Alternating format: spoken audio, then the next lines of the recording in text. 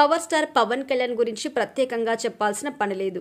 ప్రస్తుతం AP deputy సీఎంగా పలు శాఖలు నిర్వహిస్తున్న విషయం తెలిసిందే. ఈ నేపథ్యంలో ఒక ప్రభుత్వ సభలో ఆయన మాట్లాడుతుండగా అభిమానులు ఓజీ ఓజీ అంటూ నినాదాలు చేయడం మొదలుపెట్టారు.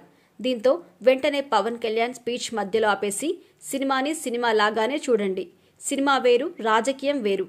సినిమా అనేది ఒక కళ. మన జీవితంలో సాధించలేనివి చూపేదే సినిమా. ఒకడు ఓడిపోయి మళ్లీ గెలిచి ఉప ముఖ్యమంత్రి అయ్యాడు అని చెప్పడానికి సినిమాలో అయితే 2.5 గంటలు చాలు. కానీ నిజ జీవితం అలా ఉండదు కదా. తిట్లు తినాలి, తన్నులు తినాలి, అసలు ఉంటామో లేమో కూడా తెలియదు.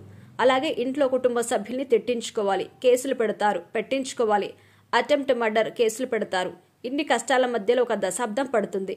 దశాబ్దాన్ని 2.5 గంటల్లో కుదించి సినిమా చేసేయచ్చు. అందుకే నా సినిమాలనే కాదు, ఏ సినిమా అయినా మీరు నిజ జీవితాన్ని వేరు చేసి చూడండి. సినిమా అనేది ఒక ఎంటర్టైన్మెంట్ కోసం, దేశభక్తి కోసం. మీరు ఆ విషయం మర్చిపోవద్దు. మీరు ఓజీ ఓజీ అంటుంటే నాకు సంతోషమే.